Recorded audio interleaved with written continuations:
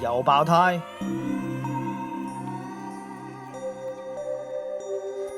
1個鐘頭內爆3次胎。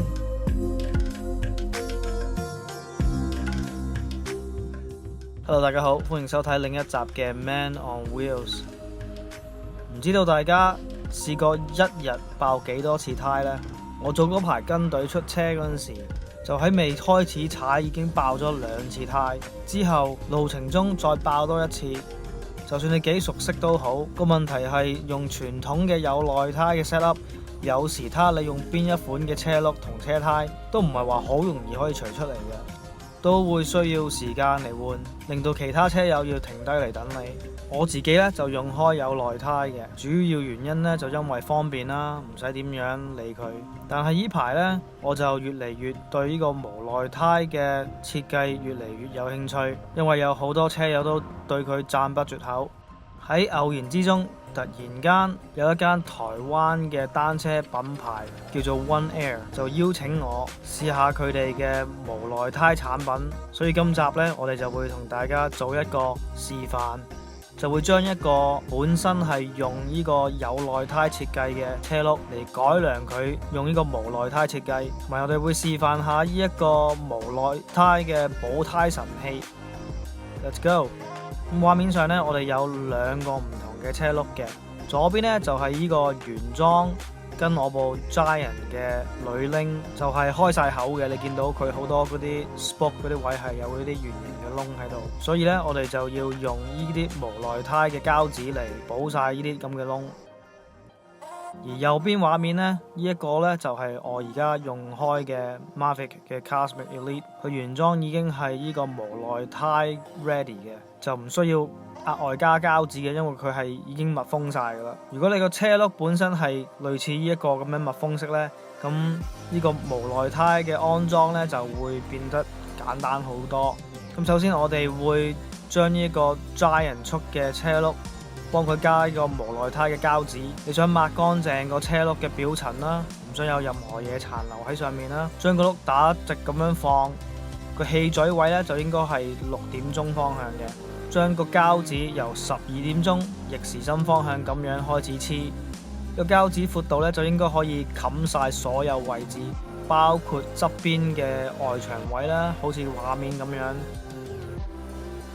個方法咧就係一邊扯一邊撳，用少少力啦，盡量令到佢冇氣泡咯，用隻手指咁樣推佢，壓佢落去。去到嗰啲圓形位咧，通常都會有少少唔平均嘅，都 OK 嘅。總言之咧，黐到佢係完全真空咧就 OK 噶啦。我哋一路黐呢啲膠紙，直至到環繞1個圈，去翻我哋呢個起點咧，我哋就可以黐佢過大概3至到5 cm 啦。呢一款膠紙咧就跟埋呢個顯示俾你知嘅，白色呢個位置咧就係我哋要黐到嘅地方，剪咗個尾去啦。一卷呢啲膠紙咧係可以黐2個車轆嘅，然後咧我哋就要攞個胎棍嚟壓入去啲內牆位度，令到佢黐更加緊。檢查下之後咧，我哋就要喺個氣嘴位開翻個窿，係要由呢一個方向咁樣開。個窿咧個 size 就應該同個氣嘴差唔多，或者細少少。檢查清楚 ，OK 唔錯。咁而家咧就擺條無內胎嘅外胎上去先啦，跟住咧就擺條內胎入去，好似平時普通嗰啲有內胎設計咁樣。如果可以用徒手裝條胎上去咧，就盡量唔好用胎棍啦，嚟避免整爛條胎嘅側邊外牆。呢條胎咧都好容易擺上去。OK， 而家咧我哋就泵氣泵到100 PSI 啦，然後之後就由得佢擺喺度，等佢大約15分鐘啦。呢一個方法咧就會令到條內胎膨脹啦，嚟更加咁樣壓實啲膠紙黐喺個轆度。OK， 15分鐘之後呢，我哋就可以將個內胎攞翻出嚟啦。然後呢，我哋就可以加呢一個無內胎專用嘅氣嘴上去，完全掛翻條外胎入去，泵少少氣，睇下有冇啲咩位漏氣。正常嚟講呢，你就應該用一個無奈胎專用嘅氣泵嘅，就係大容量一次過可以放好多空氣落去條胎度嘅，直至到你聽到啲啪啪聲嘅。我覺得呢條車胎呢，因為本身呢個車胎同埋個車鈴呢就比較鬆嘅，所以咧我覺得佢應該會漏氣嘅。OK， 而家我哋就將個轆打直放啦。個氣嘴咧就應該係喺個4點鐘嘅方位嘅，然後咧就拆走呢個氣嘴裏邊個膽。我就另外買咗呢一個 kit， 裏邊咧係一個氣嘴鑽頭啦，同埋呢一個好似針管嘅嘢。特別係如果你個無奈胎嗰種防爆液咧係用大支裝嘅，咁你就可以用呢個針筒嚟好準確咁樣量度同埋注射你所需要嘅份量落去咯，同埋唔會倒到周圍係咯。咁我哋今日用呢一款嘅補胎液咧就係細支裝嘅，個嘴咧就係啱啱好可以放到落去個氣嘴裏邊，所以咧我哋唔需要用呢個針筒嘅。睇翻佢嘅說明書啦，佢話呢個700×25嘅公路車胎咧就只需要用半支補胎液。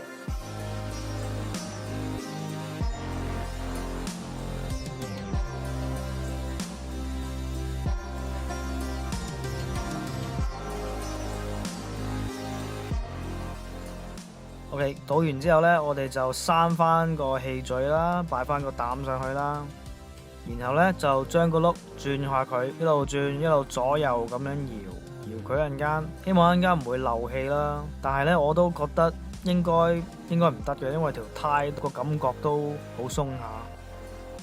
OK， 而家我哋嘗試下加啲氣先，哇唔得，漏緊，流晒出嚟。有啲人呢會用呢個番梘泡擺喺條胎嘅外牆同個車轆度，令到佢冇咁容易漏氣啦。但係我覺得應該唔 work 噶啦，因為條胎呢真係鬆得滯，我又冇呢個無奈胎嘅專用嘅氣泵，所以呢好難做得到。OK， 而家我哋試下擺條無奈胎落去我個 Mavic Cosmic 個車轆上面。呢一個呢就簡單好多啦，我哋唔需要加膠紙啦，可以直接擺條胎上去。之後呢就安裝呢個無奈胎專用嘅氣嘴，同之前一樣啦，放個車轆打直咁樣，跟住4點鐘方位嘅氣嘴倒半支補胎液落去，閂翻去，然後之後搖下佢。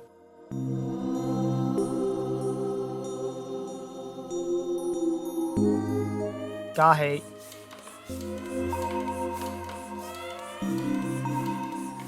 ，OK， 冇問題，完全冇問題。我哋而家 hold 到去80 PSI 嘅個指示呢，就係話，如果呢條胎呢越闊呢，通常呢個氣壓呢就越低嘅。咁我哋呢一條係25mm，留啲空氣喺80 PSI 度啦。話唔定踩下點先啦，踩下睇下個 feel 點啦。話唔定遲啲放低少少，放到去60咯。真係一啲都唔難咯，特別如果你有呢一個無奈胎專用嘅氣泵呢，我諗會更加方便，更加容易。我知道有啲車胎呢本身呢話標籤話明係唔需要用呢啲特製嘅單車泵嘅，用普通泵都泵得到嘅。Goodyear 嗰條 Eagles F1 呢就係其中一條嘅。OK， 而家我哋睇下呢一個無奈胎嘅補胎神器啦，拆開嚟呢，佢就跟2種唔同 size 嘅補胎膠，我聽講香港人叫佢做好似牛孖筋嘅。咁個原理就係呢：如果你好唔好彩踩到啲類似釘之類啊，或者有一個較為細嘅窿喺條胎上面，我哋就攞個電鑽嚟轉個窿啦，嚟模仿條胎插到啲嘢。之後呢，你就可以放條嗰啲補胎膠落去呢個鐵嘴上面，然後之後成個塞落個窿裏邊咁樣。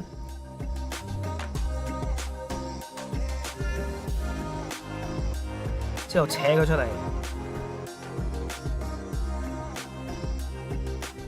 剩翻多餘突出嚟嗰啲呢，就可以剪咗佢。咁一個用家嘅建議俾 One Air 啦，我見過呢一種補胎神器呢，就跟埋一塊刀片嘅，可以駁落個頭度嘅，可以加埋塊刀片呢，就一流啊！真係。OK， 泵翻氣，完全冇問題啊！我哋連外胎都唔使拆出嚟就可以咁快補咗個窿，真係好方便嘅。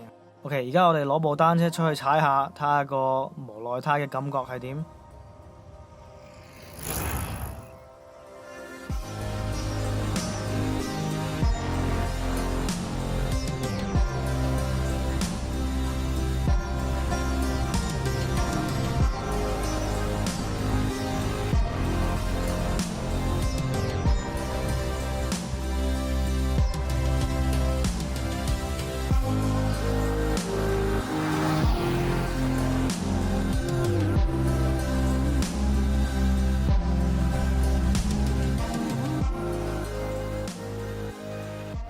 OK，第一次踩個無耐胎嘅 set up 個感覺呢，就係、當然啦，係真係明顯舒服啲嘅，係冇咁蹬嘅真係。你話有冇快咗啊？好難講啦，因為我哋唔單止係無耐胎，係成條外胎根本就係唔同牌子又全新嘅，所以你唔可以話係無耐胎令佢快啲嘅，你只可以話有其他因素啦。條胎話唔定本身係碌快啲啦，可以冇乜點樣感覺得到話快咗咯。但係有一樣嘢我好肯定咧，就係、我覺得我冇咁驚會爆胎咯。我知道如果遇到啲較為細嘅尖嘅嘢插咗落去，佢嗰個補胎液會即刻幫我補咗條胎去咯，我可以繼續踩咯。咁遇到啲大啲嘅，話唔定成條胎界爆咗嘅，又揾唔到漏氣嗰啲位嘅，咁我都帶咗條內胎嘅喺身度嘅，咁隨時攞嚟可以擺入去嘅。我諗我要踩多一排先可以俾到一個仔細啲嘅 review 咯。希望呢一條短片會幫到大家啦。想再次多謝 One Air 提供我哋今日呢條短片用嘅無耐胎產品啦。如果你對無耐胎產品有興趣呢，就不妨去佢哋個網頁度睇一睇。佢哋亦都有出碳拎添，我知道佢哋啲車轆都唔錯嘅，係用呢個 DT Switch 嘅 hub 嘅。咁如果有興趣呢，就記得睇一睇。今日呢就講到咁多啦，記得俾個 like、訂閱同埋分享。多謝收睇，下次見。